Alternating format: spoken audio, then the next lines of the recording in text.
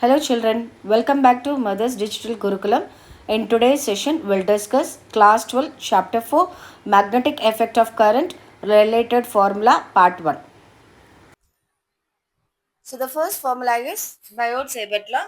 Biot-Savart law is given as dB equal to mu naught by 4 pi IDL sine theta divided by r square, where mu naught is the permeability, I is the current passing through the wire, dl is the current element, theta is the angle between the current element and the point where we are trying to find the magnetic field.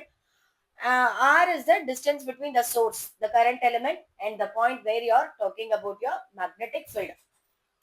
So if you assume the wire to be the current element, I'm going to consider only a part of the wire. I'm going to just take a sample, and this sample I'll make a note as current element dl. So the magnitude format is given as mu naught by 4 pi IDL sine theta by r square. The same Biot-Savart law can be expressed in vector format as dB vector equal to mu naught I dl cross r. Make a note, children, this sine theta, this theta is the angle between dl and r. But in my magnitude format, r is missing in the numerator. So what I'll try to do, I'll multiply and divide by r so that it will become I, this dl cross r square will become r cube in the denominator. So when you write the magnitude format of Biot-Savart law, it will be r square. The same Biot-Savart law, when you express in vector format, it will become r cube. So make a note of small things.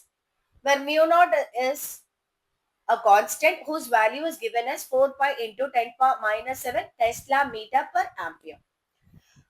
Children, this chapter you can easily understand by comparing it with the first chapter where we discussed electric field.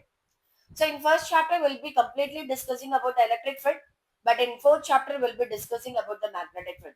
So how much the Coulomb law play a role in a first chapter, the same way Biot-Savart law will play a role here.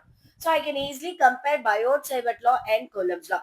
So in Coulomb's law, we used to calculate the electric field for a point charge or for a sample of charges, and whose value is given by 1 by 4 pi epsilon naught dq by r square.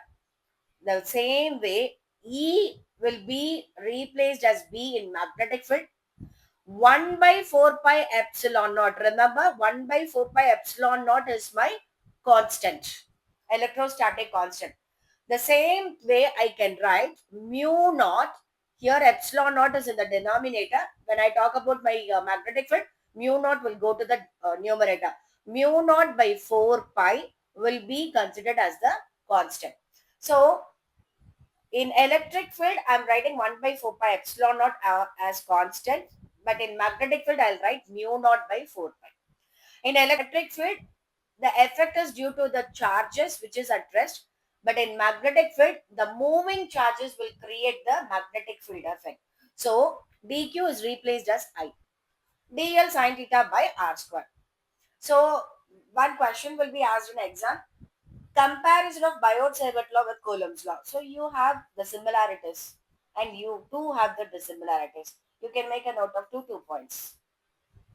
We'll move on to the next formula. Magnetic field due to a straight conductor of finite length. So imagine or consider a wire XY where I current is passing through it. Let us consider a current element somewhere here. So let P be the point where the magnetic field have to be determined. The distance between the current element and the point is given as R. From the center of the wire to the point P is given as A.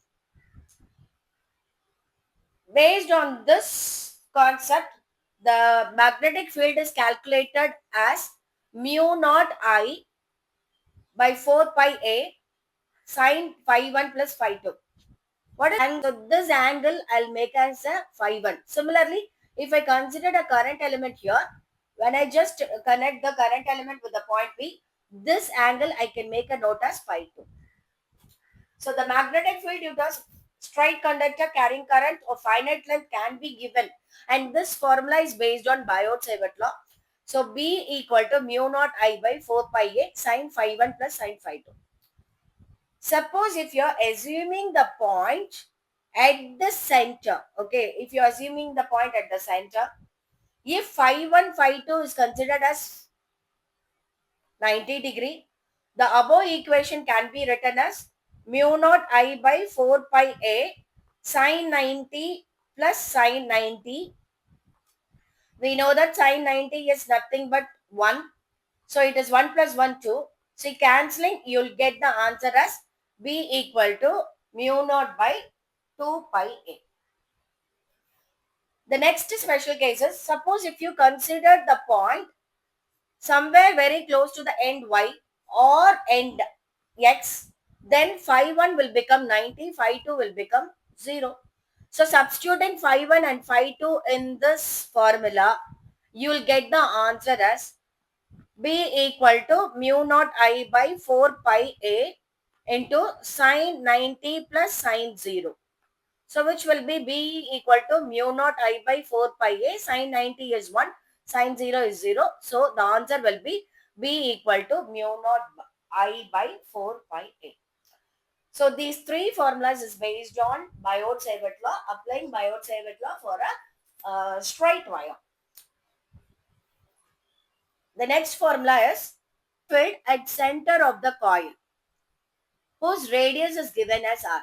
So you can remember mu naught I by 2r is the magnetic field value at the center of circular loop.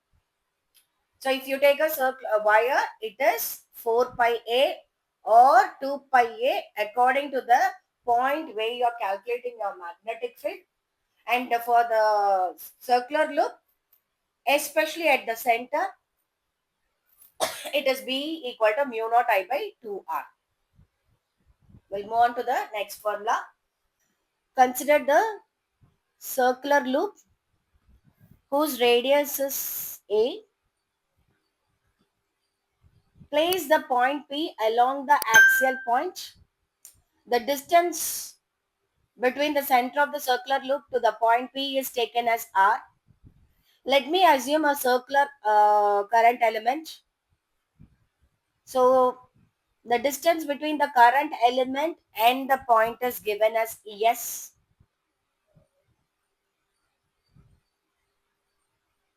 So after deriving the equation, you'll get the answer as B equal to mu naught I A square divided by 2r square plus a square whole power 3 by 2. So as usual, mu naught permeability, I is the current, a is the radius of the circular loop, r is the distance between the source, that is the circular loop, to the point. This formula can be written in vector format as B vector equal to mu naught. See, the magnetic field, the net magnetic field will be along the x direction. So mu naught, so the magnetic field is along the x direction. The net magnetic field will be along the x direction. So we can write the above formula in vector format as B vector equal to mu naught I A square divided by 2 r square plus a square whole power 3 by 2 I cap. The same formula. So you are representing along x direction in the form of I cap. Suppose if I have n number of turns, the same formula can be written as B equal to mu naught capital N I A square by 2 r square plus a square whole power 3 by 2. If you want vector format, add I cap to the expression. Special cases. Suppose if the point is at the center, r will be equal to 0. So substituting r as 0 in this formula, you will get the answer as mu naught n I a square by 2a cube. Cancelling will get mu naught n I by 2a. See, the above formula can be represented in terms of a area of the loop simply by multiplying and dividing by pi. So B equal to, we know that mu naught n I a square by 2a cube, multiply and divide by pi. So pi a square will become capital A. So mu naught n I capital A divided by 2 pi a cube. So the same magnetic formula can be represented in terms of area of the loop also. The next special case, suppose you are taking the coil, okay, circular loop. If, so the next one, if you considered a very small circle, so when you compare the radius, r is much greater. So if r is much greater than a, we can simply ignore a in the above formula. So when substituting, we'll get b equal to mu naught I a square divided by 2 into r square whole power 3 by 2. A square is ignored in this case because r is much greater than a. So the expression will become b equal to mu naught I a square divided by 2 r cube. If the circular loop has n number of turns, the expression can be written as mu naught n I a square by 2 r cube. If the same expression have to be expressed in terms of area, multiply the before equation by pi and divided it by pi. So the expression will become mu naught n I capital A divided by 2 pi r cube. Now we'll move on to the next case. At an axial point at a distance equal to the radius of the coil. If r equal to a, substituting will get mu naught I a square divided by 2 into a square plus a square whole power 3 by 2, which is mu naught I a square 2 into 2 a square whole power 3 by 2. Taking 2 power 3 by 2 out will get mu naught I a square 2 power 1 into 2 power 3 by 2 into a cube.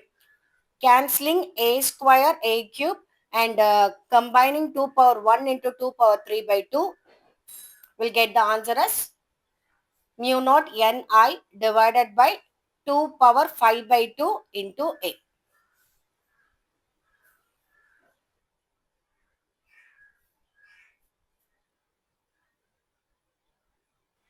Balance formula will discuss in part 2.